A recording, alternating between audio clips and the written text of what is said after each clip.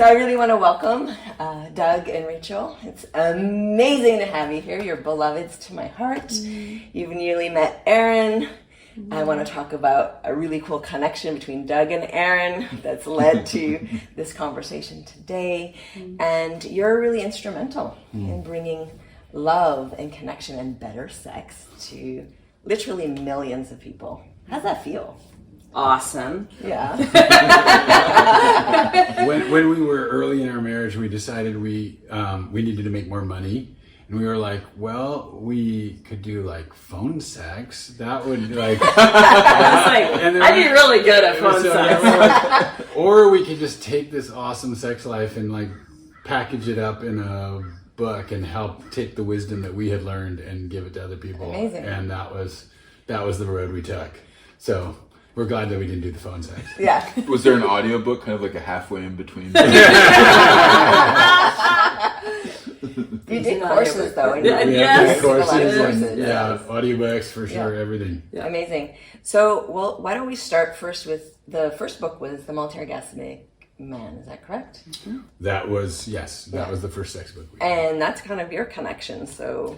Yeah, that's actually how I started my own solo or self-practice, self-cultivation.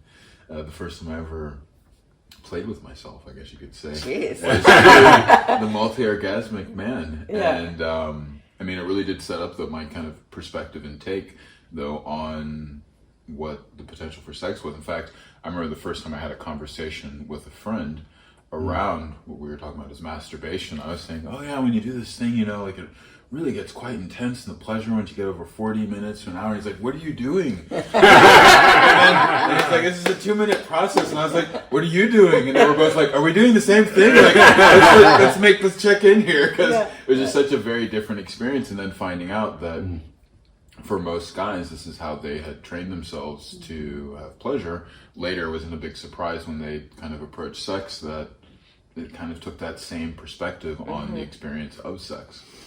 So why the Multiorgasmic Man? What kind of initiated that as your first desire? So the story of the Multiorgasmic Man is that I was studying at an Orthodox yeshiva in Jerusalem, and most people's sex education starts. Is exactly. And Rachel and I were apart for a year, and then she came to stay with me in the basement of the synagogue where I was living. That's kinky. Yeah. I remember that part in the book.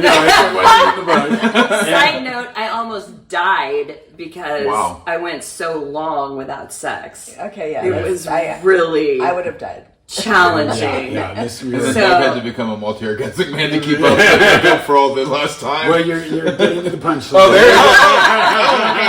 I'll slow down. So I was living at the basement of the synagogue, protecting it from this other group that was stoning the synagogue, the other group of Jews. And so I was living in the synagogue. And so I said to the rabbi of the synagogue, I said, so my girlfriend is coming to stay with me. Where should she stay? And he said, oh, she should stay with you in the basement of the synagogue. And I said, won't the parishioners mind? And he said, fuck them. And so he married us, actually. He came out to marry us. So Rachel stayed with me in the basement of the synagogue, and I was just working all day long. I was working at a shelter for battered women, and I was studying, and then trying to satisfy my girlfriend who I hadn't seen at night, and who was ravenous, famished, dying. I was literally starving to death. So making up for like 6 months of being apart, or 8 months at that point.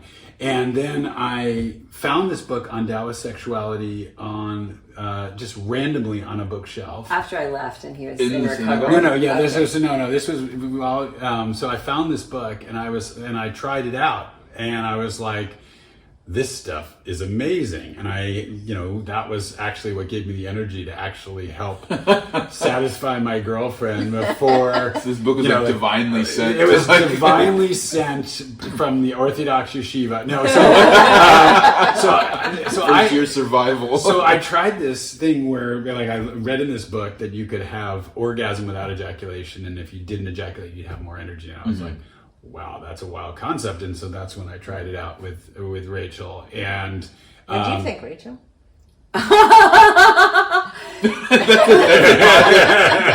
Still reliving She wasn't the moment. thinking. There wasn't a lot of thinking. yeah. It makes Doug's sexuality equivalent to my sexuality, where I can have many orgasms, different kinds of orgasms, different intensity of orgasms, like an unfolding field of pleasure. And it means Doug is the same. So I feel bad. It's a completely different thing. And when we met, we were 21 Okay. children. 35 years ago. We were having a lot of sex, but it was regular sex because Doug didn't know the practice. And so it just meant that the rhythm of lovemaking was really how long could Doug last and when did he need relief? Yeah. Right, and that's basically for most men. Which I think is the norm, everybody, right? yeah, the Exactly. norm, It's yeah. just kind of like your sexuality is you're waiting and waiting, and like you're trying to hold it off as long as you. But you can. did good with that book because it's very archaic. It's not that easy to understand. So is this why you wanted to translate it to yes, exactly. high So talk? yeah, I mean, just, so the amazing thing, just to finish what Rachel's saying, is that you basically sexuality moves from this kind of experience of just trying to delay gratification as long as possible, and into these, like, you're in these orgasmic waves together, and it's just incredible. So I came back like a true believer. That's what, I was like, I found the Tao at an Orthodox yeshiva, and so I came back and I was like, gave this book that I found that Montauk Chia was the best, kind of deepest teacher of this work. And, I gave his book to a lot of my friends, and they were like, this sounds great, but I don't know what the hell. Where to start. Like, I don't understand what the hell he's talking about. Yeah. And I was like, okay, you assholes, I'll write you a book that you can understand. which the Multiorgasmic Man Was that was book. extraordinary for Yeah, that. exactly. Yeah. So it was like, basically, my job was to say, Montauk Chia, this sounds really cool, but what are you talking about? And actually, one of my favorite memories from writing that book was, like when I asked him about the $1 million spot, and he just like dropped his pants and pointed to it, and so he was willing to be very explicit and very clear, and my job was to try to say, okay, I'm the every guy, tell me how this really works for the rest of us, not some esoteric practice. And that was what led to Multiorgasmic. And then, obviously, in your young self, it landed well. I'm so psyched that it was a valuable introduction to solo cultivation for you and to your sexuality. I mean, it was quite the extremely different of what I'd been hearing about in military school. And I mean, for whatever reason, it just had never really occurred to me. I mean, I'd heard about masturbation in sex ed, but maybe it's just that coming from a religious background, never really put two and two together, meaning hand and cock. And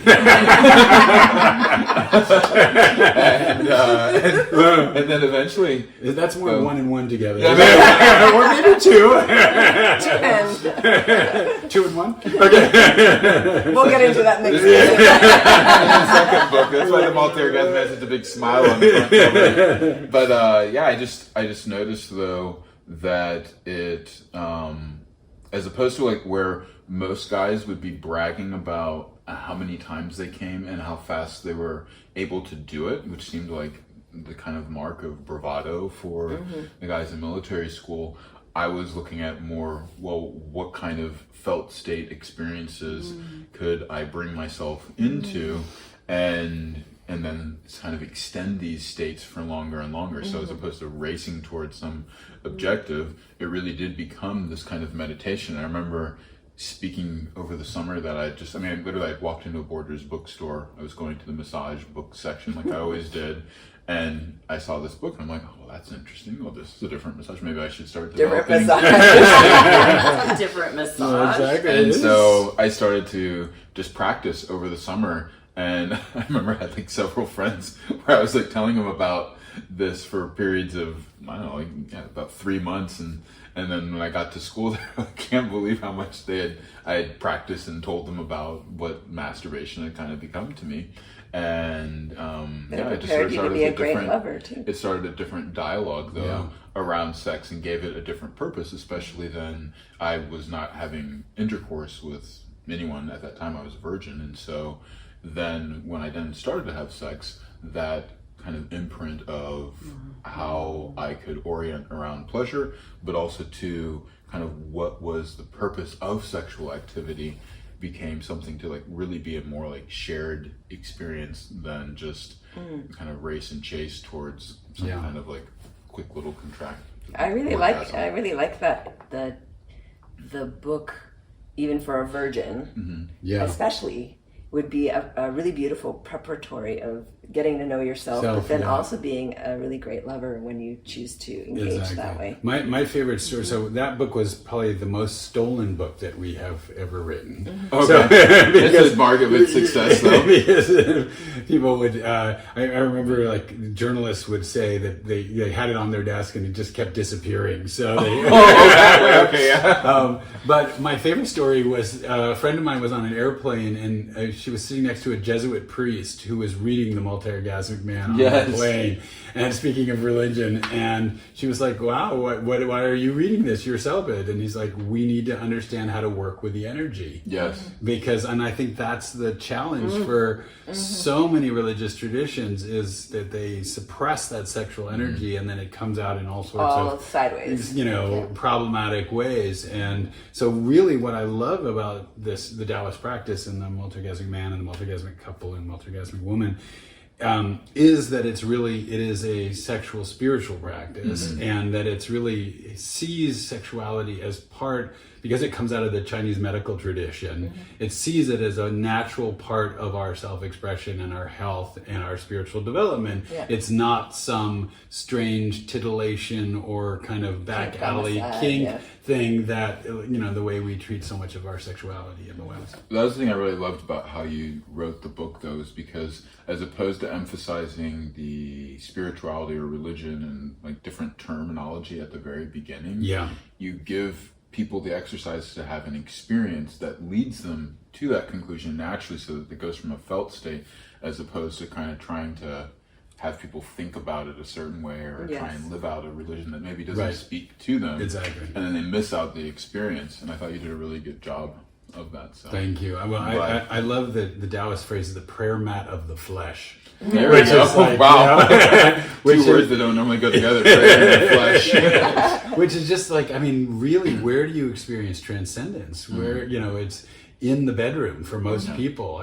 Even as much or if not more than in our religious institutions. And they found through research, Jenny Wade, over 4,000 normal people who don't know anything about Taoism or Tantra or anything, that everybody has the capacity for transcendent sexual experience. It's part of the human. It's capacity. human. It's part of our birthright. Yeah. Yes. So then, did the couple book come next or the woman book come next? The couples book. Okay. So oddly enough, the Sure. Multi-Orgasmic Man book was written while I was pregnant with our first child, and was really helpful in helping me stay home with him.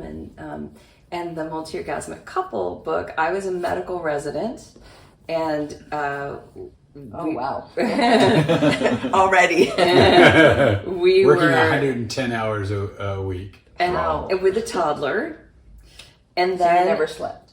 And then I got pregnant with twins. Ooh. So for the average person, that's already like dead, no more sex. Yeah. Oh, well, we had a lot of sex during residency because we had very little interaction. And at least for us, people are really different, but we have a lot of trust in our relationship. And so even when I was dead, tired, unconscious, I really couldn't have a conversation, we could make love. Yeah. And it's that intense sharing of our energies and the mixing of them and us coming into balance with each other that allows us to be married. Yeah. It was rough. Yeah. It was very hard on our marriage. And then I got pregnant with twins, and while pregnant with them, because I had premature contractions, got put on pelvic rest. Oh gosh. Which means no sexual activity. Pelvic rest means not only no sex, but no orgasms. Yeah. Which for this girl, Did you even It's be like able to? breathing. Were you even able to look at? Were you even able to look at him? He's got Don Juan over here. it was torture. It was so difficult.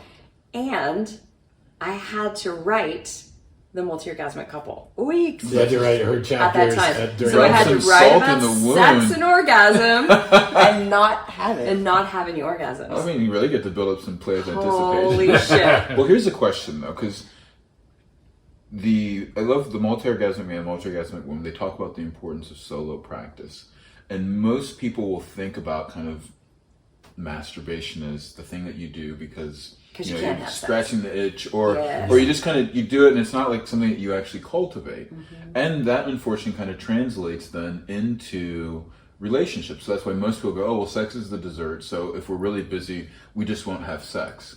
But I thought it was quite interesting that you actually, when it was most difficult, you prioritized the sex. Sex is the entree. There we go. This is rare. Pay attention, everyone. This is it. I'd really like people to pay attention to this and hear your perspective on, well, what is the healthy role of sex in a relationship, not as just the dessert, but something that's foundational Prayerful, to keeping connecting. intimacy. I mean, just be kind of at large. How does sex shift as something is a key part of optimizing a relationship when it's given its proper role?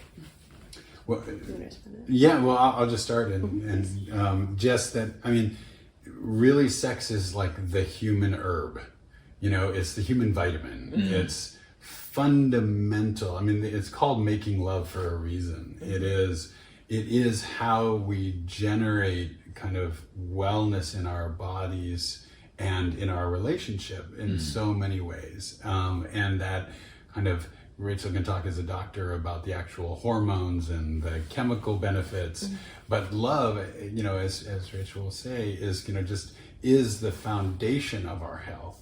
And so, you know, we always felt like our love in our marriage, and sex being a part of that, was absolutely crucial for not only our marriage, but for nurture, you know, that love nurtures our children. And I think so many people make the mistake that they feel like, oh well, we just have to focus on our kids. We have kids and no more. You know, no more sexual, and that actually the love and connection and intimacy and, you know, between the couple is actually what role models, you know, what love And you have looks amazing like. kids. Yeah, Healthy, amazing kids. and they're all like, we're so grateful that they're all in loving relationships, and so you're role modeling that. So that, you know, so I think it just changing it around from kind of this dessert or this accessory or this luxury to this is part of the foundation of nurturing our marriage. But maybe you wanted to pick up on any of that. Yeah, I mean, I was just thinking about, you know, when the bottom drops out, what do you do no matter what? Most people brush their teeth. They probably take their medicine.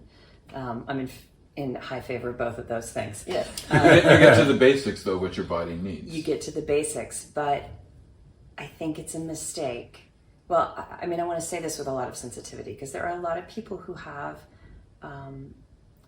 sex is not easy for them. They've had trauma or they've had very restrictive upbringings, and accessing their sexuality can take a moment.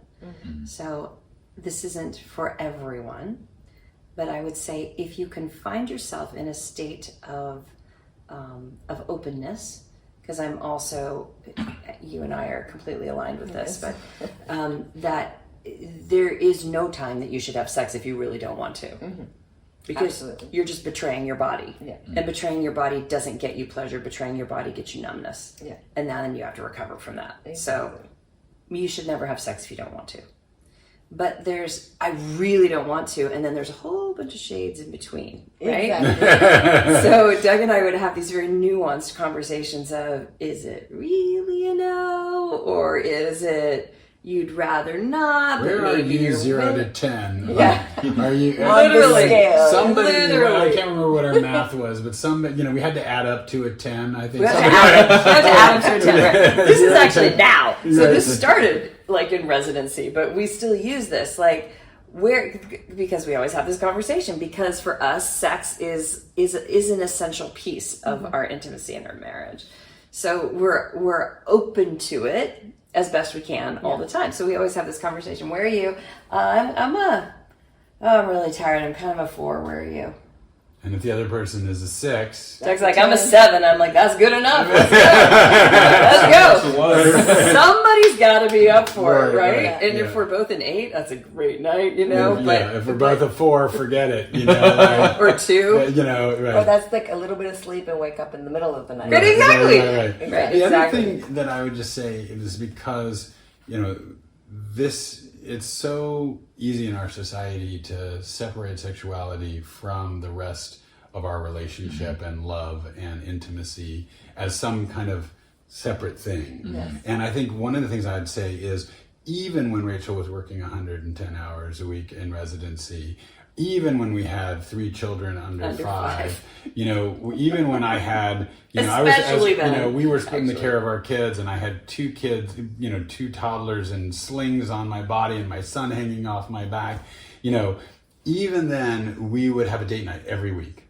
And that's so important. And the goal was to fall back in love with each other, and just every week. And remember, we're not just co-parents, we're not just roommates. Habitating. Yeah, exactly. We're, you know, this is, you know, keeping this alive. And I think that, you know, a lot of people ask, you know, how do you keep a marriage, you know, 35 years in to be alive and juicy. And I think a big part of that is about, there are many things we can say about it, but one key piece of it is that prioritizing that passion and that love and that intimacy, you know, whether that's sexual intimacy or emotional intimacy, but really making that the centerpiece rather than that being the thing that kind of dissipates because you're focused on everything else. Mm-hmm. I really love that. I quote you guys all the time, by the way, on that piece. Just that,